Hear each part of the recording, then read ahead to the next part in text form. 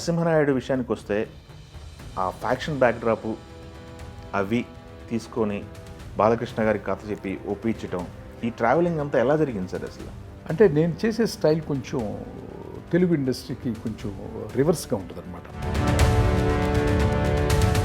మీకు తెలుసో తెలీదో నందమూరి బాలకృష్ణ గారు నిత్యం ఒక మంత్ర పఠనంలో ఉంటారు. ఆ జనరేషన్ ఈ జనరేషన్ కంపారిజన్స్ వస్తుంది. టెక్నీషియన్కి ఎంత విలువ ఉండేది, రైటర్కైనా? మీరు అడిగిన ప్రశ్నకి నేను సరిగా సమాధానం చెప్పలేకపోవచ్చు. కారణం ఏంటంటే రీసెంట్గా ఏపీలో సనాతన ధర్మానికి సంబంధించిన చాలా టాపిక్లు నడిచినాయి. డిప్యూటీ సీఎం పవన్ కళ్యాణ్ గారు కూడా సనాతన ధర్మం గురించి మాట్లాడుతున్నారు. సనాతన ధర్మం గురించి పవన్ కళ్యాణ్ గారు ఇప్పుడు మాట్లాడుతున్నారు అని మీరు అంటున్నారు. నాకు తెలిసిన నాలెడ్జ్లో ఇందిరా మెమోరీస్ గురించి చెప్పమంటే ఏం చెప్తారు సార్? ఈవెన్ అశ్విని దత్ గారు కథ చెప్పినప్పుడు ఏంటిది, రాయలసీమలో ఏంటి వర్షాలు పడవేంటి, దానికోసం డ్యామ్ ఏంటి, ఈ డ్రాట్ ఏంటి, ఎండిపోయిన పొలాలేంటి, అసలు ఏమనుకుంటున్నావు అసలు చిరంజీవి గారి గురించి, అసలు నా సినిమాలు నువ్వు చూసావా? నేను అనుకుందే రాసి నేను అనుకుందే తీపించి అది నరసింహనాయుడు తెలుగు ఇండస్ట్రీ రికార్డ్ అయితే దక్షిణ భారత రికార్డులన్నీ కూడా తిరగరాసిన సినిమా ఇంద్రసేనారెడ్డి. కొన్ని సందర్భాల్లో బిఫోర్ రిలీజ్ 2 డేస్లో కూడా తులసి కోట ఎపిసోడ్ తీసేయాలి, మొక్కే కదా అని పీకేస్తే పీక కోస్తా అనే ఎపిసోడ్ మొత్తం ఉండకూడదు అని పెద్ద గొడవ జరిగింది. అన్నప్ప సినిమాకి సంబంధించి ఫుటేజ్ అంతా మీరు చూసారా? దాని గురించి మాట్లాడమంటే మనం ఏం మాట్లాడతాం? దాని గురించి కొంచెం గిమ్స్ అది అంతా కూడా వాళ్ళు తెలియక చిన్నపిల్లలు ఎవరో పెడుతున్నారు. అక్కడ వాళ్ళు విమర్శించేది సాక్షాత్తు శివుణ్ణి. ఈ మధ్యకాలంలో బాగా నచ్చిన సినిమాలు సార్ మీకు? Undoubtedly Pushparaj Sukumar creation, direction, concept, content, centre point, ideology. ఒక సినిమా ఫ్లాప్ అయింది అంటే అది ఎనీ లాంగ్వేజ్, ఇది Telugu or Tamil, Kannada, Malayalam or Hindi or English or any other languages in the globe. మొట్టమొదటి కారణం ఫ్లాప్కి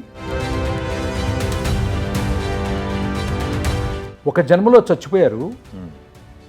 మూగ మనుషుల దగ్గర నుంచి ప్రతి లాంగ్వేజ్లో 10 సినిమాలు ఉంటాయి, తెలుసు కదా, పునర్జన్మ కథలు అంటాం. ఆ జన్మలో చచ్చిపోయి ఈ జన్మలో కలుస్తారు. Is it a news story?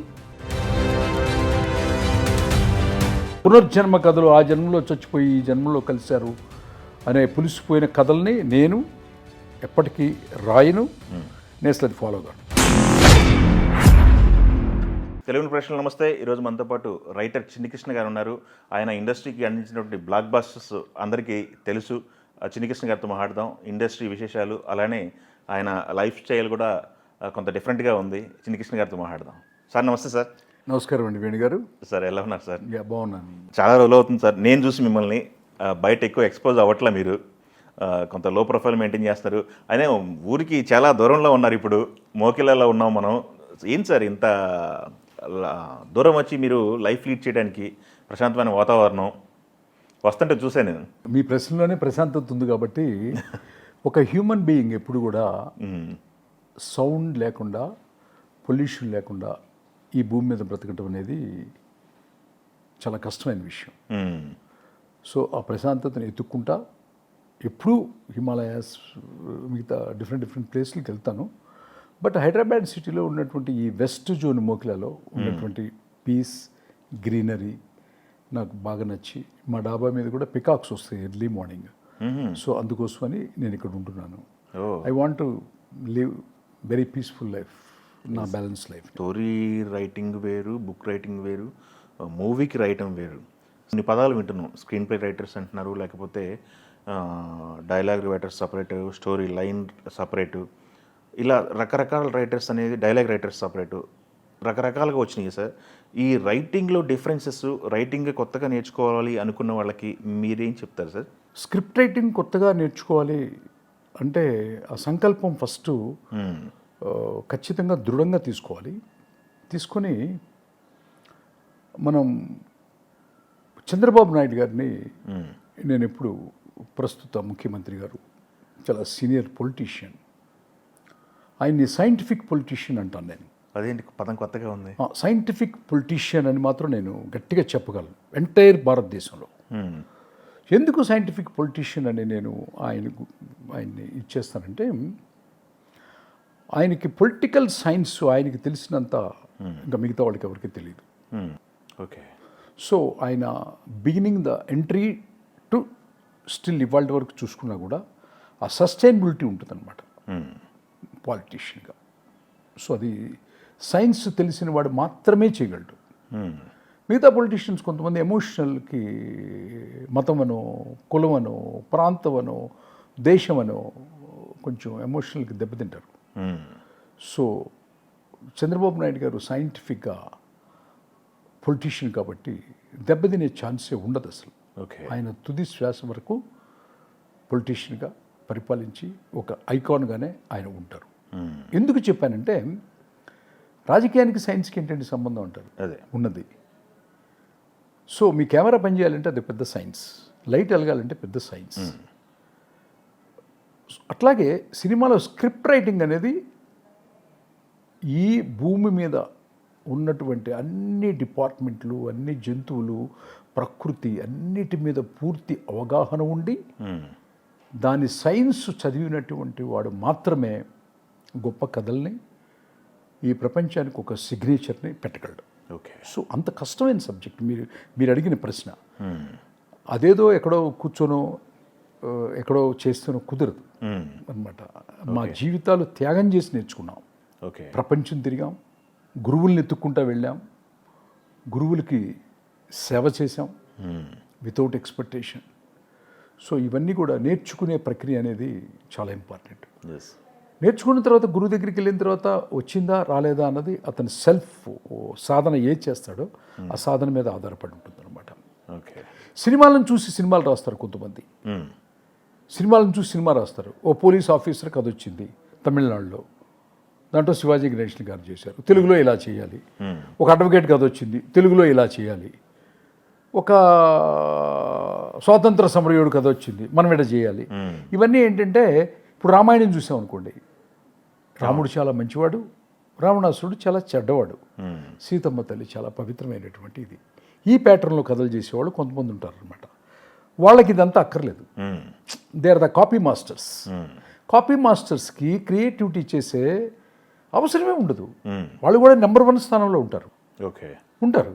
Copy కొట్టినవాడు number 1గానే ఉంటాడు. కానీ క్రియేటర్ నెంబర్ 1గా ఉండేవాడు స్థాయికి వీడు ఎప్పటికీ వెళ్ళలేడు అనమాట. ఫర్ ఎగ్జాంపుల్ జేమ్స్ క్యామరన్ గారు ఈజ్ ఎ గ్రేట్ క్రియేటర్ అనమాట. ఆయన క్రియేట్ చేసినటువంటి స్క్రిప్ట్ వండర్స్ని టచ్ చేయడం అంత ఈజీ కాదు ప్రపంచంలో. మనం కూర్చొని మోకిలాలో ఇంట్లో కూర్చొని మాట్లాడుకున్నంత ఈజీ కాదనమాట. ఎప్పుడు మనం ఫోన్లో మాట్లాడుకున్నప్పుడు కూడా చాలా డిస్కషన్స్, స్టోరీ సిట్టింగ్స్లో ఉన్నాను, డిస్కషన్స్లో ఉన్నాను. మీరు కథలు రాయటం అనేది ఒక్కసారి స్టార్ట్ అయితే అది ఇంకా ఆగదు.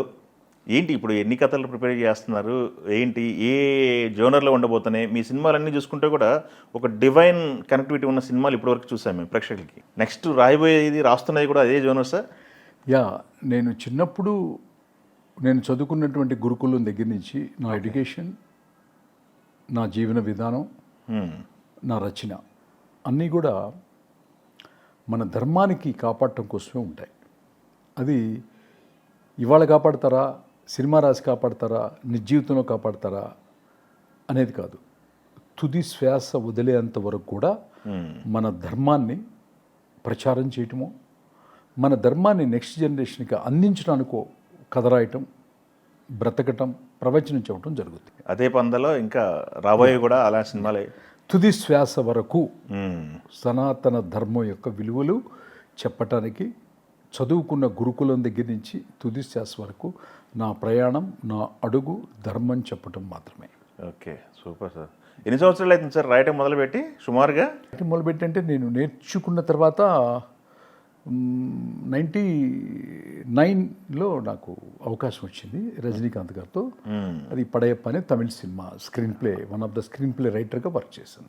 పట్టమే రజనీకాంత్ గారు అంటే మామూలు విషయం కాదు, మామూలు బ్లాస్ట్ కాదు. రజనీకాంత్ గారితో అవకాశం వచ్చిన తర్వాత లైఫ్ ఏంటి అనేది కొంత తెలుసు, బట్ దానికి ముందు స్ట్రగుల్ ఏంటి పరిస్థితి అనేది ఎక్కువ ఎక్స్పోజ్ అవ్వలేదు. పెద్ద స్ట్రగుల్ అంటే, స్ట్రగుల్ అనే పదం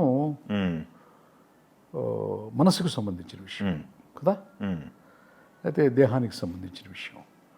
దేహానికి సంబంధించి స్ట్రగుల్ రావడానికి నాకు ఎక్కడ అవకాశం లేదు. ఎందుకంటే నేను మా పెద్దవాళ్ళు నన్ను స్కూటర్ తోలడానికి కూడా డ్రైవర్ని ఇచ్చి పంపించారు చెన్నై.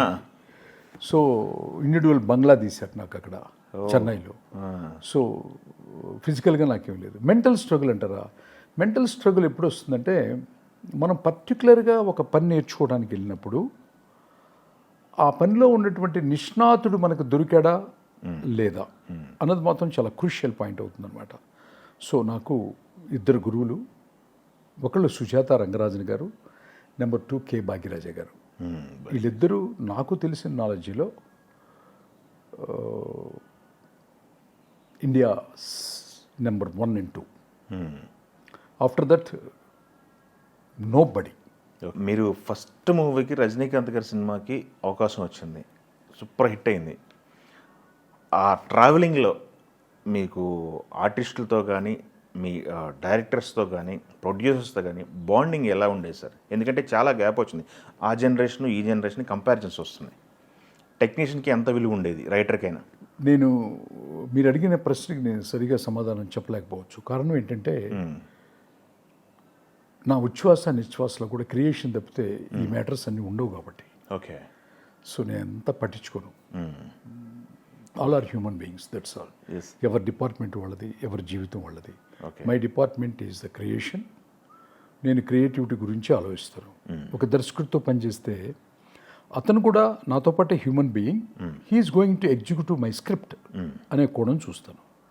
ఒక నటుడిని కూడా నేను, అతను హ్యూమన్ బీయింగే, అతను ఈ స్క్రిప్ట్లో ఆ కవి యొక్క భావాన్ని ఎట్లా ప్రజెంట్ చేస్తున్నాడు అనేదే నేను చూస్తాను. It is the boundary. అది దాటి నాకు అసలు టైం లేదు. రజనీకాంత్ గారి టాపిక్ వచ్చింది కాబట్టి రజనీకాంత్ గారికి మీకు ఎలా ఉండేది? రజనీకాంత్ గారు సినిమా హిట్ అయిన తర్వాత ఎలా రియాక్ట్ అయ్యేవారు? ఆయన 200 days ఫంక్షన్ జరిగినప్పుడు నాకు ఒక మంచి బంగారం పథకం నాకు పడయప్ప అని గిఫ్ట్ ఇచ్చారు స్టేజ్లో. రాఘవేంద్ర కళ్యాణ మండపంలో అనమాట, కోడంబాకంలో ఉండేది. రమ్యకృష్ణ గారు కూడా చాలా పెద్ద గిఫ్ట్ ఇచ్చారు. ఆయన అప్పుడు మాట చెప్పాడు, ఈ సక్సెస్ వెనకాల తెలుగు ఒక అబ్బాయి ఉన్నాడు, అబ్బాయి పేరు చిన్ని కృష్ణ అని. అది మీలాంటి జర్నలిస్ట్ గారు, చనిపోయిన బిఏ రాజు గారు రాశారు ఒక ఆర్టికల్ నా గురించి. ఆ షీల్డ్ పట్టుకునే ఫోటో అది తీసి. సో అది బి గోపాల్ గారు చుట్టూ మళ్ళీ నన్ను పిలవటం జరిగింది. ఆ ట్రావెల్ అక్కడ మొదలైన ఆర్టికల్లో ఇక్కడ నరసింహనాయుడికి పోనాదే. అంతేగా. సినిమాలు కాకుండా ఇంకొక చిన్ని కృష్ణ గారు ఉన్నారు అని చెప్పేసి నాకు తెలిసింది. సినిమా కాకుండా చిన్ని కృష్ణ గారి వ్యాపకం ఏంటి? సినిమా కాకుండా చిన్ని కృష్ణ గారి లైఫ్ ఎలా ఉంటుంది? వ్యాపకం ఏం లేదు. సినిమా అనేది నాకు ఎప్పుడు ప్రాణము, ఇష్టము, ఎప్పుడు రాస్తూనే ఉంటాను. ఓకే. బట్ సినిమా అనేది కాదు, కథ రాస్తాను. అది సినిమా వచ్చినప్పుడే సినిమా అవుతుంది తప్ప. అది నేను ఇప్పుడు ఒక నవల్ రాశాను, కంప్లీట్ అయిపోయింది. అది ఇప్పుడు I'm planning prime minister and Uttar Pradesh CM గారు వాళ్ళు నెక్స్ట్ మంత్ ఇప్పుడు టైం అడిగాను, రిలీజ్ చేస్తాను అనమాట. నా నుంచి వచ్చే ఫస్ట్ నవల్ 3.5 years రాశాను. అది about to release by next month. Super అండి. మీరు ఎక్కువ ట్రావెల్ అవుతుంటారు, దుబాయ్లు అని అట్టని ఇటని ట్రావెల్ అవుతుంటారంటారు. మీ బిజినెస్ లైన్స్, బిజినెస్ తెలుగు ప్రేక్షకులకు తెలియని చిన్ని కృష్ణ గారు ఇంకొకళ్ళు ఉన్నారు, బిజినెస్ ఎక్కువ కాన్సన్ట్రేషన్ చేస్తారు. మీకు అంటే ఏం లేదు, బిజినెస్ ఏం లేదు. కానీ మా అబ్బాయి అమెరికాలో ఉన్నాడు, న్యూయార్క్లో. నా పెద్ద కొడుకు పేరు చిరంజీవి సాయి. వాడు న్యూయార్క్లో జాబ్ చేస్తూనే స్ట్రక్చరల్ ఇంజనీర్ వాడు. ఓకే. చాలా పెద్ద ప్రాజెక్టులు చేస్తుంటాడు అనమాట. వాడి మధ్య సొంత కంపెనీ పెట్టుకున్నాడు, in the name of Akula. So అమెరికాలో ఒక 3 to 4 ప్రాజెక్ట్స్ ఎగ్జిక్యూట్ చేస్తున్నాడు ఇప్పుడు. సో వాడికి కావాల్సినటువంటి ఫీడ్బ్యాక్ అంతా కూడా నేను దుబాయ్ నుంచి ఇస్తూ ఉంటాను. ఓకే. ఓకే. That's all. అంతే తప్ప అంతకంటే ఏం లేదు. ఓకే. Super sir. బాలకృష్ణ గారి ఫ్యాన్స్ అయితే ఇప్పటికీ ఆ సినిమా గురించి ప్రస్తావిస్తూనే ఉన్నారు, రిలీజ్లు అవుతూనే ఉన్నాయి. నరసింహనాయుడు మర్చిపోలేని ఒక సినిమాలాగా ఉండిపోయింది అనమాట అది. నరసింహనాయుడు విషయానికి వస్తే ఆ ఫ్యాక్షన్ బ్యాక్డ్రాపు అవి తీసుకొని బాలకృష్ణ గారికి కథ చెప్పి ఒప్పించటం, ఈ ట్రావెలింగ్ అంతా ఎలా జరిగింది సార్ అసలు? ఈ కథ పాస్ కావడానికి కారణం ఏంటంటే నేను రాయటము ఇండస్ట్రీలో ఉన్నటువంటి కాదు, భారతదేశంలో ఉన్న రచయితలందరూ ఫిల్మ్ ఛాంబర్లో ఉన్నారు. You name it, all the writers, Satyanand గారు, సత్యమూర్తి గారు, పరచూరి బ్రదర్స్, ఇంకా ఈరోడ్ సౌందర్, తమిళ్ నుంచి, కర్ణాటక నుంచి కొంతమంది, బాంబే నుంచి కొంతమంది ఉన్నారు. అంతమంది, పోసాని కృష్ణమూర్తి గారు, పోసాని కృష్ణమూర్తి గారితో అసలు స్క్రిప్ట్ మొదలైపోయి స్టార్ట్ అయిపోయింది as a police officer. Okay, అయిపోయింది. సో నేను కొత్తవాడిని, అక్కడి నుంచి వచ్చాను, నన్ను గోపాల్ గారు పిలిపించుకున్నారు. సినిమా షూటింగ్ స్టార్ట్ అయిన తర్వాత మళ్ళీ పిలుచుకున్నారా? ఎస్. ఓకే. తర్వాత ఇప్పుడు నేను వచ్చి చాలామంది ఉన్నారు, ఇండియా మొత్తం టాప్ రైటర్స్ ఉన్నారు. నేను ఊరికే పిలిచారేమో వినడానికి, చెప్పేసి వెళ్ళిపోదాం కదా అని అనుకుంటే నేను ఒక కథ అనుకున్నాను. ఇంటికొకడు బలి దానం ఇవ్వాలి, ఒక సమస్య పరిష్కరించాలంటే అని పంజాబ్లో ఉన్నటువంటి ఒక ప్లేస్లో నాకు ఇంటికొకడు దేశం కోసం మిలిటరీకి వెళ్తారు అనమాట. ఆ ఊరు వెళ్ళాను నేను. ఆ ఊరు వెళ్ళినప్పుడు నాకు చాలా బాగా అనిపించింది. సో దీన్ని ఎట్లయినా పోర్ట్రేట్ చేసి చెప్పాలనుకున్నాను. అది గోపాలకృష్ణ గారికి చెప్పాను. గోపాలకృష్ణ గారు విని వెంటనే చాలా బాగుంది, ఇంట్రడక్షన్ ఫైట్ లేవు, ఇంట్రడక్షన్ పాటలు లేవు, లపాకి సిచ్యువేషన్స్ లేవు, ఐటమ్ సాంగ్స్ లేవు, అబ్బాయి ఏదో కొత్తగా చెప్తున్నాడు. అంటే నేను చేసే స్టైల్ కొంచెం తెలుగు ఇండస్ట్రీకి కొంచెం రివర్స్గా ఉంటుంది అనమాట. అప్పటి వరకు తెలుగు ఇండస్ట్రీ టోటల్గా బిగినింగ్ డేస్ నుంచి కూడా. అంటే తమిళ నుంచి వచ్చిన సినిమాలు ఇక్కడ 50% సక్సెస్ఫుల్ సినిమాలు కాదు, 90% తమిళ నుంచి వచ్చినాయి. పాతి రామారావు గారు, నాగేశ్వరరావు గారు చేసినవి కానీ చాలా పెద్ద పెద్దవి అనమాట. ఇవి కూడా తమిళ నుంచి వచ్చినాయి. ద్రవిడ క్రియేటివిటీ వేరు, ద్రవిడియన్స్ క్రియేటివిటీ చాలా గొప్పది, దానికి ధీటుగా చాలా కష్టం అనమాట. ఆ ప్యాటర్న్లో చేశాను ఫస్ట్ టైం. ఒక ద్రవిడియన్ స్క్రిప్ట్ చేస్తే ఎలా ఉంటుంది, స్ట్రైట్ సబ్జెక్ట్ అనేది ఉంటుంది. అందుకోసమే మీకు ఆ ఇంపాక్ట్ ఎక్కువ ఉంటుంది సినిమా మీద. అది తెలియదు, అది బాహ్యంగా అభిమానికి అభిమానులాగా కనపడుతుంది, సామాన్యుడికి ఓ రకంగా కనపడుతుంది, రికార్డ్స్ చూస్తే పెద్దవి వస్తాయి. వీటన్నిటికి కారణం ఏంటంటే Dravidian style script making and screen play making అనమాట. అది దాంట్లో ఉన్న టోటల్ రహస్యం. Yes yes. ఓకే, గోపాలకృష్ణ గారు ఓకే అనుకున్న తర్వాత ఆయన ఎట్లా చెప్పాలి, వచ్చే జన్మ అంటూ ఉంటే అందరం కలిసి పుట్టాలని అనుకుంటాను. అంత మంచి దైవంతో సమానమైనటువంటి ఆయన బి గోపాల్ గారు. వాళ్ళ మధ్య పుట్టాలని ఉంది నాకైతే. అక్కడ నుంచి ట్రావెల్ ఇంకా మళ్ళీ హీరో గారి దగ్గరికి వెళ్ళిపోయిందా? ఇమీడియట్గా హీరోకి చెప్పేశారు. నేను చెప్పగానే ఇమీడియట్గా సేమ్ డే చెప్పేశాను బాలకృష్ణ గారికి. బాలకృష్ణ గారు ఓకే చేయడానికి ఒక ఆఫ్ ద రికార్డ్ అనుకోండి, ఓపెన్గా చెప్తాను కాబట్టి నేను ఏదైనా, సనాతన ధర్మాన్ని నోటితో చెప్పటం వేరు, సనాతన ధర్మాన్ని పాటించటం వేరు, సనాతన ధర్మాన్ని ఒంటి నిండా తీసుకొని నిత్యం, మీకు తెలుసో తెలీదో, నందమూరి బాలకృష్ణ గారు నిత్యం ఒక మంత్ర పఠనంలో ఉంటారు. ఇప్పుడు మనం మాట్లాడుకునేటప్పుడు కూడా సినిమా డైలాగ్ చెప్తారు, అందరితో మాట్లాడతారు, పాలిటిక్స్ మాట్లాడతారు, సరదాగా ఉంటారు ఆయన. కానీ ఆయన మనసులో ఒక మంత్రం చాంటింగ్ అవుతూనే ఉంటుంది. నేను చెప్పిన కథకి ఆ మంత్రానికి కనెక్ట్ అయిందనమాట. ఓకే. సో దానికోసమని లక్ష్మీ నరసింహస్వామి ఆయన ఆరాధ్య దైవం ఆయనకి. అది నాకు తెలీదు. నేను లక్ష్మీ నరసింహస్వామి కథ చేశాను ఫస్ట్ టైం తెలుగు చలనచిత్ర పరిశ్రమలో, ఫస్ట్ టైం. ఆ తర్వాత చాలామంది లక్ష్మీ నరసింహస్వామి శ్లోకాలు, పాటలు, విగ్రహాలు, ఊరేగింపులు, అవన్నీ they are all followers. They are all followers అంటారు. Followers, undoubtedly followers. రామాయణం ఎట్లయితే ఫాలో అవుతారో అలా. సో అది చెప్పినప్పుడు ఆయన ఇంపాక్ట్ మీకు తెలియదు. లోపలికి వెళ్ళి నన్ను తీసుకుని బట్టలు, అప్పుడే కథ విని బట్టలు పెట్టి నాకు స్వీట్స్ తీసుకొచ్చి ఇచ్చారనమాట గోపాలకృష్ణ గారు.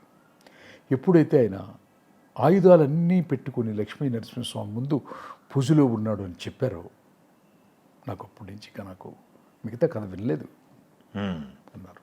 సో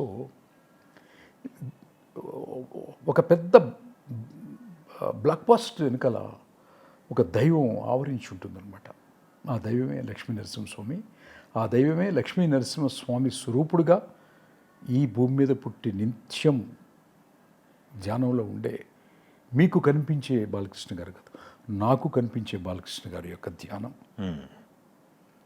గోపాల్ గారి యొక్క టేకింగ్స్, ఎస్, పర్చూరి బ్రదర్స్ గారి డైలాగ్స్ అండ్ మేడికుల్ మురళీకృష్ణ గారి యొక్క ఎఫర్టబిలిటీ. ఎస్. నేను చెప్పినంత హైలీ ఎక్స్పెండిచర్ స్క్రిప్ట్ అది. ఒక చేజే ఎన్ని రోజులు తీశారో గోపాల్ గారు నాకు అసలు తెలియదు. ట్రైన్ చేజ్ అనమాట. మీరు లొకేషన్లో ప్రతి సినిమాకి నేను లొకేషన్లో ఉంటాను. It's a mandatory. చేసిన ఆలోచన కరెక్ట్గా వస్తుందా లేదనేది అది చూసుకోవాలి కదా ఎప్పుడు కూడా. మీ బిడ్డని మీరు కనగానే డాక్టర్కి ఇస్తారా, స్కూల్లో వేస్తారా, లేకపోతే మీరే సాగుతారా? మనమే సాక్కుంటాం. అంతే కదా. చిన్ని కృష్ణ కూడా అంతే. Okay, that's all. సూపర్ అండి. ఆన్ లొకేషన్ మెమరీస్ సార్ మీకు? ఆన్ లొకేషన్ మెమరీస్ ఏముంది, నేను రాసింది ఆయన పెర్ఫార్మెన్స్ చేస్తున్నప్పుడు. దట్టు నేను ఎన్టీ రామారావు గారి అభిమాని. Okay okay. ఇన్ఫ్లుయెన్స్, ఆ యొక్క హ్యాపీనెస్ ఉంటుంది కదా మనసు. అవును. దాంట్లో మెయిన్ బాగా హైలైట్ సీన్ మీరు ట్రైన్ సీన్ అన్నారు ఇందాక. ఎన్ని రోజులు చేశారు ఏంటని చెప్పబోయారు, నేను ఏదో ఇంటరప్ట్ అయ్యాను. చెప్పండి. అది ఇంట్రెస్టింగ్ అనిపిస్తుంది. అంటే ట్రైన్ చేజ్ ఇప్పుడు అన్ని సినిమాల్లో మీకు యాక్షన్స్ ఉంటాయి. అవును, మీరు చూస్తే చాలా సినిమాల్లో బాలకృష్ణ గారు ఓపెనింగ్ ఫైట్, మళ్ళీ ఇమీడియట్గా సాంగ్, ఇమీడియట్గా హీరోయిన్ ఇంట్రొడక్షన్, అట్లా అందరికీ ఆల్ కమర్షియల్ హీరోస్కి అంతే ఉంటుందన్నమాట. ఇంక్లూడింగ్ సుమన్ గారు పోలీస్ ఆఫీసర్ వచ్చాడు, చేంజ్ చేశాడు, ఫైట్ గీట్ అంతా ఉంటుందన్నమాట. There is no fight, there is no item songs. Script emotion వెళ్తూ ఉంటుంది. ఒక పెద్ద ట్రైన్ చేంజ్ జరుగుతుంది. ఆ ట్రైన్ చేంజ్ మొత్తం కంప్లీట్ అయిపోయి ఇంకా అసలు దిగాల్సిన పరిస్థితి. అసలు వైలెన్స్ వద్దనుకుని వెళ్ళిపోతుంటాడు ఒక ప్రాంతం నుంచి ఇంకో ప్రాంతానికి పసిబిడ్డని తీసుకొని. అవును. ట్రైన్ కొడతారు, పగల కొడతారు, చేంజ్ చేస్తారు, పట్టుకుంటారు, పట్టాల మీదకి కూడా వెహికల్స్ తీసుకొస్తారు, పాసెంజర్స్ని పెట్రోల్ పెట్టి తగలబెట్టేస్తూ ఉంటారు. లోపల చాలామంది భక్తులు ఉంటారు, సామాన్యమైనటువంటి ప్రజలు ఉంటారు. ఇక దిగక తప్పదు అనే టైంలో బిడ్డని పక్కనుంచి దిగుతాడు. దిగినప్పుడు అన్ని వెపన్స్ పారేసి ఎటోడడు చిందరవందరగా పారిపోతారు అనమాట. దానికంటే మొన్న వివి వినాయక్ గారు, గౌరవ ది గ్రేట్ డైరెక్టర్, ఆయన అంటారు దానికంటే హీరోయిజం సీను, దానికంటే ఎలివేషన్ సీను ఏదైనా ఉంటుందన్నా ఈ భూమి మీద అన్నాడు వినాయక్ గారా. సో అట్లా ఎక్కడ ఉండదు ఈ భూమి మీద. It's all God given episode. Yes, just నేను రాసింది కాదు, లక్ష్మీ నరసింహస్వామి రాసింది. ఊరికే ఆ యొక్క ఎంటైర్ చేస్ ఫైట్ మాస్టర్ తీయొచ్చు, డైరెక్షన్ చేయొచ్చు, కానీ నా స్క్రిప్ట్ బుక్లో ఉంటుంది మాత్రం. ప్రతి టర్నింగ్, ప్రతి మూమెంట్, ప్రతిదీ కూడా అనమాట. Just everything designed by me, yes, executed by the director, fight master. నుంచుండి ఇటు తిరుగుతారు అంతే, అంతే, ఫట్ అయిపోయింది. ఎస్, అదిరిపోయింది, మామూలుగా కాదు. Excellent sir. ఒక రిజల్ట్ తర్వాత సార్, రిజల్ట్ చేస్తున్నప్పుడు ఎవరైనా బాగా రావాలి, మంచి సినిమా చేయాలని చేస్తారు, కానీ అదొక సెన్సేషన్ అవుతుంది అని ఎవరు ఎక్స్పెక్ట్ చేయలేదు. మీ పరిస్థితి ఏంటి సార్? సెన్సేషన్ అయిన తర్వాత, రిజల్ట్ వచ్చిన తర్వాత ఇండస్ట్రీ పరిస్థితి ఏంటి? అంటే ఇండస్ట్రీ పరిస్థితి గురించి నేను పెద్ద నేను చెప్పాను కదా మొత్తం ఇంతకుముందే చెప్పాను. నేను ఇండస్ట్రీయో మిగతా వాళ్ళ సంగతి నాకు టైం లేదు. First I feel very proud because of ఒక మంచి కథని నన్ను నమ్మి నాకు అవకాశం ఇచ్చినటువంటి ప్రధానంగా బాలకృష్ణ గారికి, డైరెక్ట్ చేసిన బి గోపాల్ గారికి, మేడికొండ మురళీకృష్ణ గారికి, ప్రచుర్ బ్రదర్స్ నన్ను చేసిన దానికి మాత్రం తెలుగు ఛానల్ ముందుగా అందరికీ నమస్కరిస్తున్నాను ఇంకొకసారి. Okay, they are the great people. నాలో ఉన్నటువంటి ఈ క్రియేటివిటీని బయటికి తీసుకొచ్చి ప్రేక్షకుడు ముందు తీసుకొచ్చినటువంటి బాలకృష్ణ గారు మరొక్కసారి నమస్కారం. ఇందాక మాట్లాడుతూ మనం చాలాసేపు సనాతన ధర్మం గురించి మాట్లాడుతున్నారు. ఇప్పుడు ప్రజెంట్ ట్రెండ్ ఒకటి నడుస్తుంది సార్. ట్రెండ్ అనొచ్చు, లేకపోతే ఇప్పుడు ఎక్కువ వినపడుతుంది అనుకోవచ్చు. సనాతన ధర్మం అనే పదం అనేది ఎక్కువ వినపడుతుంది. రీసెంట్గా ఏపీలో సనాతన ధర్మానికి సంబంధించిన చాలా టాపిక్లు నడిచినాయి. డిప్యూటీ సీఎం పవన్ కళ్యాణ్ గారు కూడా సనాతన ధర్మం గురించి మాట్లాడుతున్నారు. ఆయన ఒక యాక్టర్గా ఇంతకాలం అందరికీ తెలుసు, ఇప్పుడు ఒక అడ్మినిస్ట్రేటర్గా చూస్తున్నాం. మీ అభిప్రాయం ఏంటి? ఆయన సినిమా ఇండస్ట్రీలో ఉన్నప్పుడు మీకు పరిచయం, పవన్ కళ్యాణ్ గారితో పరిచయం? కలిశాను. ఒక ప్రాజెక్టు చేయాల్సింది, అది ఎవరు బద్రీనాథ్ ఒకసారి కథ ఆయన విన్నారు. బద్రీనాథ్ విన్నారా? ఓకే. దాంట్లో సనాతన ధర్మం కాపాడటమే కథ అది. అవును. విన్నారు, విని చాలా అప్పుడే ప్రభాస్ గారికి కన్ఫామ్ అయిపోయి నేను అడ్వాన్స్ తీసుకుని ఉన్నాను. ఓకే. అది చెప్పాను అనమాట ఆయనకి. ఓ అలాగా అండి అన్నారు. బట్ ఆయన అడిగారు అనమాట. ఆ తర్వాత కొంచెం ఆలస్యమై మళ్ళీ అల్లు అర్జున్ గారు చేశారు అది. సో ఆ కథలో ఉన్నటువంటి చాలా డెప్తులన్నీ ఆయనకి బాగా ఇష్టం. ఓకే. ఆయనకి అది కలవటం జరిగింది. సనాతన ధర్మం గురించి పవన్ కళ్యాణ్ గారు ఇప్పుడు మాట్లాడుతున్నారు అని మీరు అంటున్నారు. అదే రీసెంట్గా మీరు అంటున్నారు. కానీ నాకు తెలిసిన నాలెడ్జ్లో ఆయన చాలామంది చాలా రకాలుగా మాట్లాడతారు ఆయన గురించి. చుగవీర్ అంటాడు ఒకసారి కమ్యూనిస్ట్ అంటాడు ఒకసారి. కానీ టోటల్గా మనం డీకోడ్ చేస్తే ఆయన్ని ఒక ఒక ఒక స్క్రిప్ట్ రైటర్గా నేను మాత్రం డీకోడ్ చేసి ఒక్క వాక్యం మాత్రం నేను చెప్పగలను ఆయన గురించి. ఆయనే ధర్మాత్ముడు. ఆయన లోపలే ఒక విప్లవకారుడు ఉన్నాడు, ఒక ధర్మాత్ముడు ఉన్నాడు, అందరూ బాగుండాలి అన్నటువంటి ఒక సంకల్పం ఉంది. మీరు చూస్తున్న ఈ 10% పవన్ కళ్యాణ్ గారిని ఆ పూర్తి ధర్మాత్ముడు ఏంటో కమింగ్ డేస్లో చూస్తారని మనస్ఫూర్తిగా first time Telugu one channel ద్వారా చెప్తున్నాను. పవన్ గారు, మీ విశ్వరూప సందర్శనం మొత్తం నాకు తెలుసు. Love you sir. Chinni Krishna గారు ఏం సంపాదించారు, ఎంత సంపాదించారు అంటే ఏం చెప్తారు సార్? ఏం లేదు, నాకు చలనచిత్ర పరిశ్రమ నుంచి చెప్పాలనుకుంటే నేను జస్ట్ 0 అని చెప్పాలి. మా తల్లిదండ్రులు సంపాదించినవి, మా గ్రాండ్ ఫాదర్ మాకు ఇచ్చిన ఆస్తులు, తెనాల్లో ఆ పొలాలు, అవి వాటి రేట్లు పెరగటం తప్ప నేను పెద్ద ఏమనంటే ఇండస్ట్రీ నుంచి పెద్ద తీసుకోలేదు. అదేం లేదు, ఓన్లీ మై యాన్సిస్ట్రల్ ప్రాపర్టీస్. అవునా? ఓకే. బ్లాక్ బాస్టర్స్ ఇచ్చారు, ఇండస్ట్రీకి మైల్ స్టోన్స్ ఇచ్చారు, ఇండస్ట్రీకి మీకు రిటర్న్ ఇవ్వలేదా మీకు? అది ఇండస్ట్రీని అడగాలి. ఎందుకంటే ఒక సక్సెస్ వచ్చింది, ఒక కథ వచ్చిందంటే అడ్వాన్స్లే 10-15 మంది వచ్చేస్తారు. చట్టపరంగా ఇవాళ పార్లమెంటు రూల్స్ ప్రకారం ఒక సినిమా కథ, రచయితల యొక్క హక్కులు అనే టాపిక్ మీద ఒక పెద్ద చర్చ జరుగుతుంది. అది జరిగితే నాకే కాదు, ఈ భారతదేశంలో ఉన్నటువంటి అందరి రచయితలకి, చాలామంది అన్నం తిన్న రచయితలు కూడా ఉన్నారు. వేణుగారు పెద్ద పెద్ద సక్సెస్ సినిమాలు ఇచ్చి ఆరోగ్యం బాగోపోతే చూపించుకున్న వాళ్ళు కూడా ఉన్నారు మా రైటర్స్ అసోసియేషన్లో. సో ఎంతో బాధలు పడుతున్నారు. రచయిత విజేంద్ర ప్రసాద్ గారు, రచయిత కేఎల్ ప్రసాద్ గారు దీని గురించి పెద్ద వర్క్ చేస్తూ, విజేంద్ర ప్రసాద్ గారు అయితే ఇంకా ముందుకెళ్ళి వర్క్ చేస్తూ ఆయన ఒక అంతిమంగా ఒక పార్లమెంట్ నుంచి ఒక చట్టాన్ని తీసుకురాబోతున్నారు. అది వస్తే కనుక రచయితలు బాగుంటారు, రాయల్టీ ఉంటుందంట. చట్టం వేరు, హ్యూమన్ వేరు. వాడుకున్న హ్యూమన్ వేరు, చట్టం ఉందనుకోండి ఆటోమేటిక్గా ఇంటికి వస్తాయి కదండి. ఇప్పుడు పాటలు ఎక్కడ వేసినా కూడా వస్తున్నాయి కదా. అట్లా ఒక రచయితకి అతను రాసినప్పుడు ఆస్తిలాగే మనకి ఇంటిలాగే, ఇల్లు మన కొడుకో మనవడుకో మనవరాళ్ళకో తరతరాలు అట్లా వెళ్ళిపోతుంది కదా. అట్లాంటి హక్కు కూడా అతి తొందరలో రాబోతుంది. అది భారతదేశంలో ఉన్న రచయితలకు అది దక్కినప్పుడు నాకు ఇవ్వకపోయినా పర్లేదు, మా రచయితల సంఘంలో ఉన్న ప్రతి ఒక్కళ్ళు, భారతదేశంలో రాసినటువంటి ప్రతి రచయితకి మంచి జరగటం అనేది మాత్రం ఖచ్చితంగా జరుగుతుంది. ఓకే. అతి తొందరలో. ఓకే. అది వాళ్ళ బ్రదర్ చిరంజీవి గారికి ఇంద్రా మెమోరీస్ గురించి చెప్పమంటే ఏం చెప్తారు సార్? ఆయన నాకు అభిమాన నటుడు.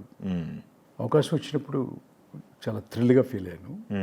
పాత ఫుడ్ స్టెప్లో ఎక్కడ ప్రయాణం చేయడానికి నాకు ఇష్టం లేదు. స్క్రిప్ట్ అందరూ అడిగారు, ఈవెన్ అశ్విని దత్ గారు కథ చెప్పినప్పుడు, ఏంటిది రాయలసీమలో ఏంటి వర్షాలు పడవేంటి, దానికోసం డ్యామ్ ఏంటి, ఈ డ్రాట్ ఏంటి, ఎండిపోయిన పొలాలు ఏంటి, అసలు ఏమనుకుంటున్నావు అసలు చిరంజీవి గారి గురించి, అసలు నా సినిమాలు నువ్వు చూసావా, జగదేక్ వీరుడు అతిలోక సుందరి చూడాలని ఉంది, హ్యాట్రిక్ సినిమానయ్యా, అవి చూసి రాయాలి. మీరు ఊరికే వచ్చేసేసి ఎట్లా పడితే అట్లా చెప్తే కుదరదు. అమెరికా నుంచి శ్రీదేవి రావాలా, లండన్ నుంచి హీరో రావాలా రాయలసీమకి, రాయలసీమలో చేస్తే ఊరికే అట్లా అట్లా అట్లా చేయకూడదని చెప్పేవాళ్ళు. ఆయన ఎక్స్పీరియన్స్ అది చెప్తుంది.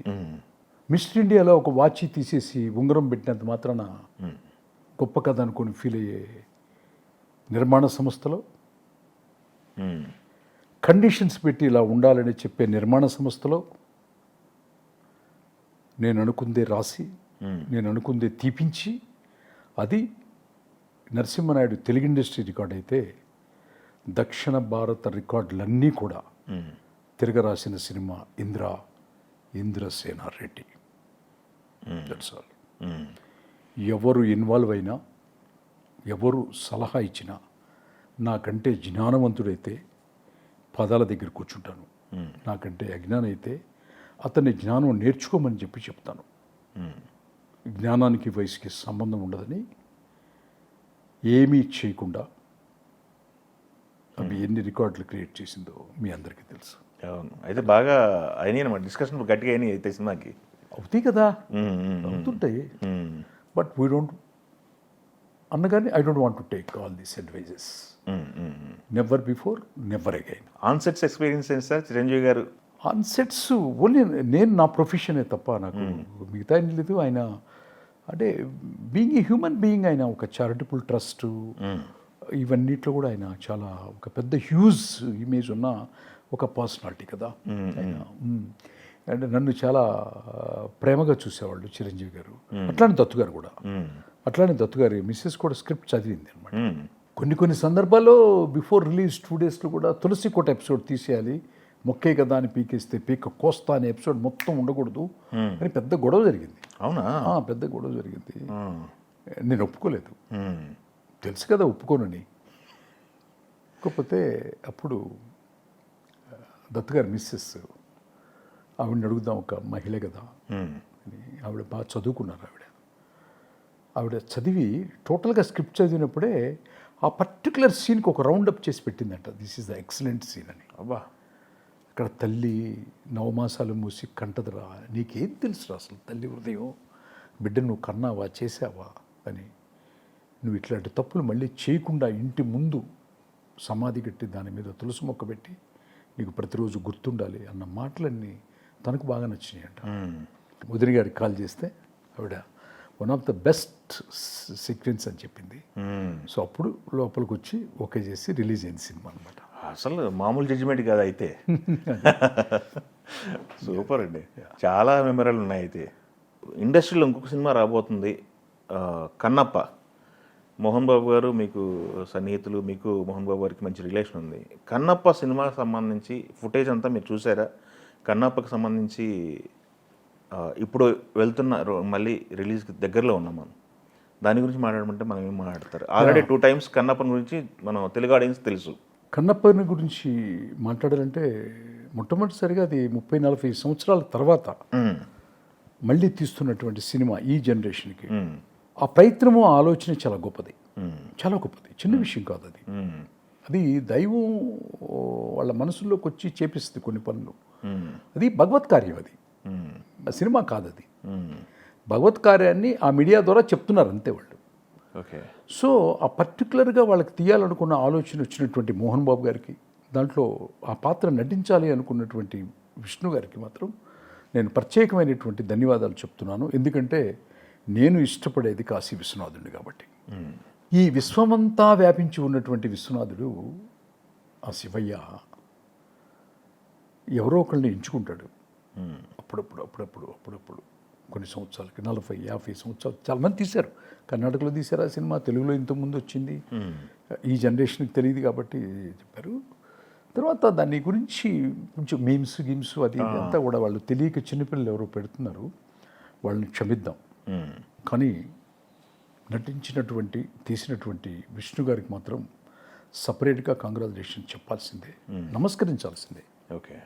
అక్కడ వాళ్ళు విమర్శించేది సాక్షాత్తు శివుణ్ణి. ఎంత పాపం చేస్తున్నారో తెలియకని నేను చాలా బాధపడతాను. ఓకే. ఒక వ్యక్తిని ఒక కోణంలో చూసినప్పుడు ఒక రకంగా కనిపిస్తారు, ఇంకో కోణంలో చూసినప్పుడు ఇంకో రకంగా కనిపిస్తారు. మోహన్ బాబు గారు నాకు చాలా బాగా పరిచయం, నాకు చాలా ఇది ఎప్పటి నుంచి పనిచేయాలనుకున్నాం కానీ కుదరలేదు, చేయలేదు. అన్నిటికంటే ముఖ్యంగా నా కొడుకు బద్రీనాథ్ ఇంజనీరింగ్లో అక్కడ సీట్ వచ్చింది వాళ్ళ కాలేజీలో. ఓహో. పలాని చిన్ని కృష్ణ రచయిత కొడుకు అని తెలియగానే మోహన్ బాబు గారు ఇంటికి పిలిపించుకొని డైనింగ్ టేబుల్ మీద నా కొడుకును కూర్చోబెట్టి, మా అబ్బాయికి ఇంజనీరింగ్ అయిపోయింది, ఆర్టిఫిషియల్ ఇంటెలిజెన్సీ కంప్లీట్ అయిపోయింది, ఆయన కంపెనీలో నేను పని చేయలేదు, ఆయనకి సక్సెస్ ఇవ్వలేదు, నా రచన ద్వారా ఆయన ఏమీ ఇది లేదు, కానీ ఒక సరస్వతి పుత్రుడి కొడుకు మా ఇన్స్టిట్యూషన్లో సీట్ వచ్చి చదువుతున్నాడని 4 ఏళ్లలో మినిమం 20 నుంచి 30 సార్లు డైనింగ్ టేబుల్ మీద ఏదైనా స్పెషల్ డిష్ జరిగితే కూర్చోబెట్టుకుని తిను అని పెట్టినటువంటి రచయితకి సినిమా తనకి ఉపయోగపడపోయినా ఇంతవరకు చేసినటువంటి ఒక మహోన్నతమైనటువంటి మానవతా మూర్తే మోహన్ బాబు గారు. సో ఆ సినిమా పెద్ద హిట్ అవుతుంది, అవ్వాలని కూడా నేను మనస్ఫూర్తిగా కోరుకుంటున్నాను. Okay. I love you Mohan Babu garu, I love you sir. Super అండి. అయితే ఇంతకుముందు మీరు మాట్లాడుతూ ద్రవిడ రైటర్స్ లేకపోతే ద్రవిడ స్టాండర్డ్స్ అని మాట్లాడారు. ఇప్పుడు తమిళ ఇండస్ట్రీ తెలుగు ఇండస్ట్రీ కంపేర్ చేసుకుంటే తమిళ ఇండస్ట్రీ డామినేటింగ్గా ఉందా, తెలుగు ఇండస్ట్రీ డామినేటింగ్గా ఉందా, లేకపోతే ఏంటి మీ అనాలిసిస్ ఏంటి? అక్కడ తమిళ ఇండస్ట్రీని కూడా చూశారు, మీ కెరీర్ అక్కడ బిగినింగ్ అయిన తర్వాత ఇప్పుడున్న పొజిషన్ ఏంటి, ఇండస్ట్రీ ఇంకా మంది నెక్స్ట్ లెవెల్ వెళ్ళాలంటే మీ ఆలోచనలు ఏంటి? అంటే మన ఇండస్ట్రీ దాదాపు అక్కడి నుంచే ఇన్ఫ్లుయెన్స్ అయ్యి ఉన్నాం. బ్లాక్ అండ్ వైట్ సినిమాలు కూడా మెజారిటీ ఆఫ్ ది మూవీస్ అక్కడి నుంచే వచ్చాయి మనకి. అంటే అది బాగా డీప్ అనాలిసిస్, లోపలికి వెళ్తే పెద్దవాళ్ళకి అర్థమవుతుంది, మన ముందు జనరేషన్ వాళ్ళకి అక్కడి నుంచి వచ్చాయి.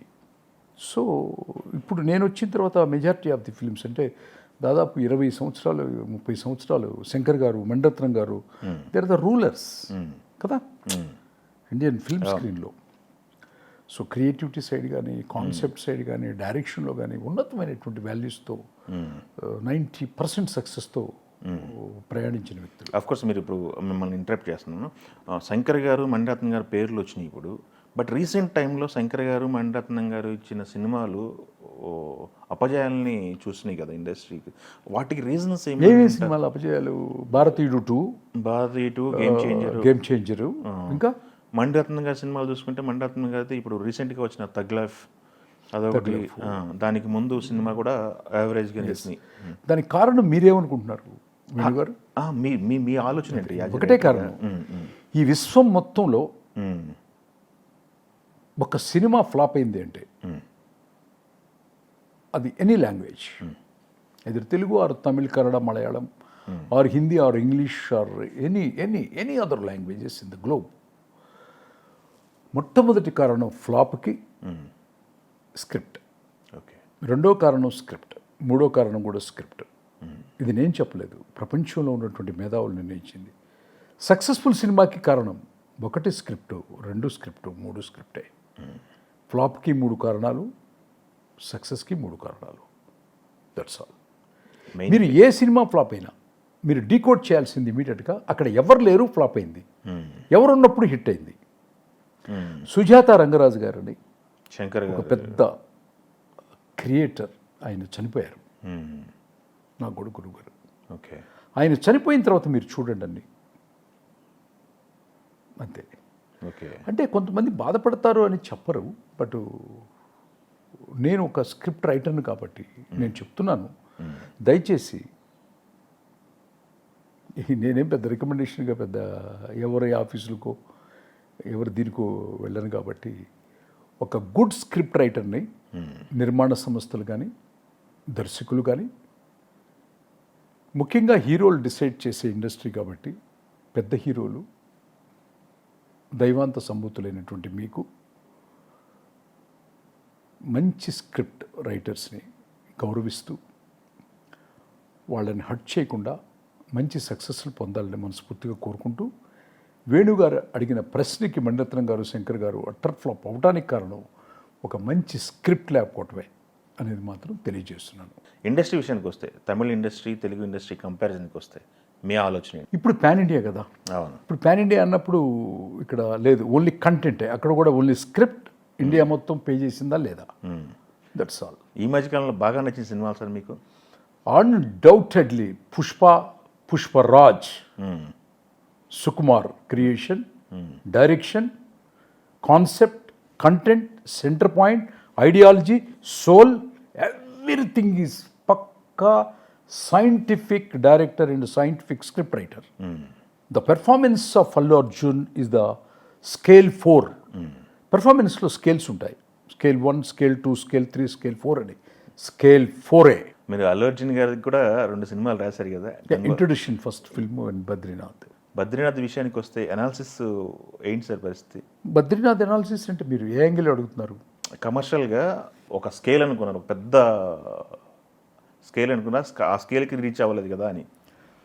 ఆ స్కేల్కి రీచ్ కాకపోవటానికి కలెక్షన్స్ విషయంలో కలెక్షన్స్ వచ్చినప్పుడు నిర్మాత నాకు చెప్పింది ఏంటంటే, అల్లు అరవింద్ గారు, మనం ఇంత పెట్టి తీసాము, దానికి డబల్ కలెక్ట్ చేసిందని చెప్పారు. సో హీరో పెర్ఫార్మెన్స్ చూస్తే మీకు బద్రీనాథ్ అంత బాడీ బిల్డ్ చేసి అంత కష్టపడ్డ హీరో, నాకు తెలిసి హైలీ పెర్ఫార్మర్ దాంట్లో కూడా అల్లు అర్జున్ గారు. వివి వినాయక్ గారు చాలా గొప్పగా తీశారు. అయ్యో, మీరు మిత్రులు కదా, మంచి మిత్రులు. మిత్రులని కదా, చాలా బాగా తీశారు ఆయన కూడా. ఇప్పుడు అనుకున్న దానికంటే డబల్ కలెక్ట్ చేసిందని ఇంకొక సినిమాకి కంపేర్ చేశారు కాబట్టి ఓకే, దానికి రీచ్ కాలేదనుకునే ఒక చెత్త సంస్కృతి అప్పుడే ప్రారంభమవుతున్నటువంటి తెలుగు ఇండస్ట్రీలో, the like fools and uneducateds, they are talking like that. They don't know the value of the Badrinath script and movie. ఒక జన్మలో చచ్చిపోయారు. మూగ మనుషుల దగ్గర నుంచి ప్రతి లాంగ్వేజ్లో 10 సినిమాలు ఉంటాయి, తెలుసు కదా, పునర్జన్మ కథలు అంటాం. ఆ జన్మలో చచ్చిపోయి ఈ జన్మలో కలుస్తారు, right? Is it a news story? Absolutely no, absolutely no. So Badrinath is the క్షేత్రపాలకుడు, సనాతన ధర్మము. ఈ ధర్మాన్ని కాపాడటానికి ఒక్కొక్కళ్ళు బయలుదేరి వెళ్ళాలి అన్నది. Is it a excellent script or comparatively any other film before? No, that's all. Okay. That's what. The value of the script is the sky level. Yes. Value of the screenplay is the Everest level. అవును. పునర్జన్మ కథలు, ఆ జన్మలో చచ్చిపోయి ఈ జన్మలో కలిశారు అనే పులిసిపోయిన కథల్ని నేను ఎప్పటికీ రాయను, నేను అసలు అది ఫాలో కాను. That's all. Super sir. మీరు బద్రీనాథ్ లాంటి స్క్రిప్ట్లు రియల్ ప్లేస్లకి వెళ్ళి రాస్తారు అని చెప్పి విన్నాము, అది నిజమేనా సార్? అంతే కదా, రాయాలి కదా, రాయాలి, తీయాలి కదా. ఓకే, ఎలా ఉంటుంది సార్ అక్కడ లివింగ్ స్టైల్, లైఫ్ స్టైల్? కొంచెం టిపికల్గా ఉంటుంది కదా, హిమాలయస్ వాతావరణం అంతా టిపికల్గా ఉంటుంది. ఒక్కసారి కాశీ వెళ్తేనే చాలు అనుకునే రోజుల నుంచి. అవును. ఇప్పుడు హిమాలయస్లో మౌంటైన్స్, కొంచెం స్నోఫాల్ ఉంటుంది, అన్నీ ఉంటాయి కదా. కామన్ పీపుల్ ఎవరైనా సరే వెళ్దాము చూద్దాము అనుకునే వాళ్ళకి సాధ్యపడిన ప్రదేశాలు కదా అవి, మీ ద్వారా తెలుసుకోవాలని చెప్పి అడుగుతున్న క్వశ్చన్. చాలా కష్టం, చాలా టిపికల్గా ఉంటుంది. వెదర్ కండిషన్స్ అంత బాగుండవు, స్లైడ్స్ వస్తాయి, రోడ్ జామ్ అవుతుంది. 11 రోజులైతే అటుపక్కే ఉండాల్సి వచ్చింది, మేము ఉన్నాము. డ్రై ఫ్రూట్స్, అవన్నీ కష్టాలు ఉంటాయి. ఒక మంచి కార్యం సంకల్పించినప్పుడు, ఆ కార్యాన్ని ఎగ్జిక్యూట్ చేసినప్పుడు అనేకమైనటువంటి అడ్డిల్స్ ఉంటాయి కదా. అది పెద్ద, అదే నచ్చి చేసినప్పుడే సంతోషంగా ఉంటాయి. ఎక్కువ డివోషన్ మూడ్లో ఉంటున్నారు మీరు. డివోషనల్గా మీకు నచ్చిన ప్రదేశాలు ఏంటి సార్?